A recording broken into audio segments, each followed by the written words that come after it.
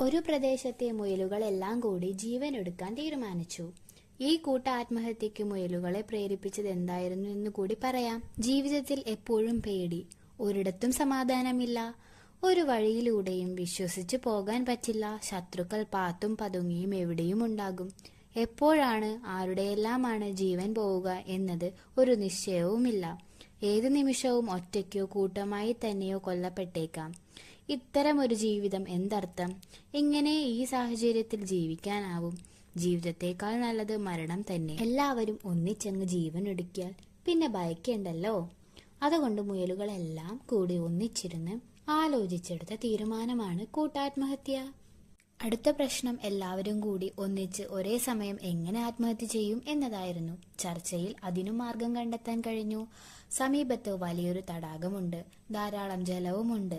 എല്ലാവരും ഒരേ സമയം തടാകത്തിലേക്ക് എടുത്തു ചാടി ചത്തുപോവുക എന്നതും ധാരണയായി. അങ്ങനെ ആത്മഹത്യക്കായി മുയലുകൾ കൂട്ടത്തോടെ തടാകത്തിന്റെ കരയിലെത്തി. ആ കരയിൽ എത്രയനേകം തവളകളാണ് ഉണ്ടായിരുന്നുവെന്ന് മുയലുകൾക്ക് പെട്ടെന്നൊന്നും മനസ്സിലാക്കാൻ പറ്റുമായിരുന്നില്ല. ആ പ്രദേശത്തെ തവളകൾ ഒരു സാമ്രാജ്യം തന്നെയാണ്. തടാകത്തിന്റെ തീരമെന്ന് തോന്നും. സമയം ഇരുട്ടി തുടങ്ങി. അതാ അങ്ങ് കിഴക്ക് പൂർണ്ണചന്ദ്രൻ ഉദിച്ചുയരുന്നു. പൂ പോലത്തെ നിലാവ് പരന്നു തുടങ്ങി. തവളകളെല്ലാം നിലാവിന്റെ സൗന്ദര്യം കോരിക്കുടിച്ച് അനങ്ങാതെ ഇരിക്കുന്നു.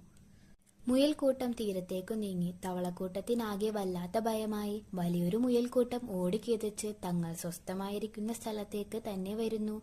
എല്ലാ മുയലുകളും കൂടി തവളകളുടെ കഥ തീർക്കാൻ ഇറങ്ങിത്തിരിച്ചതു തന്നെ എന്ന് തവളകൾ ഉറപ്പിച്ചു. ഭയന്നു വിറച്ച് ആ വലിയ തവളക്കൂട്ടം ഒന്നിച്ച് ഒരൊറ്റച്ചാട്ടം കൊടുത്തു. തടാകത്തിലെത്തിയതും അവ നീന്തി എവിടെയെല്ലാമോ പോയി ഒളിച്ചിരുന്നു. ഇത്തരമൊരു ചിത്രം മുയലുകൾ പ്രതീക്ഷിക്കാത്തതായിരുന്നു. എല്ലാ മുയലുകളും അന്യോന്യം നോക്കി നിന്നു. എത്രമാത്രം ഭയന്നാണ് ആ തവളകൾ ജീവൻ രക്ഷിക്കാൻ ചാടിയത്. അപ്പോൾ ഭയന്ന് ജീവിക്കുന്നവർ തങ്ങൾ മാത്രമല്ല എന്ന് മുയലുകൾക്ക് പൂർണ്ണ ബോധ്യം വന്നു.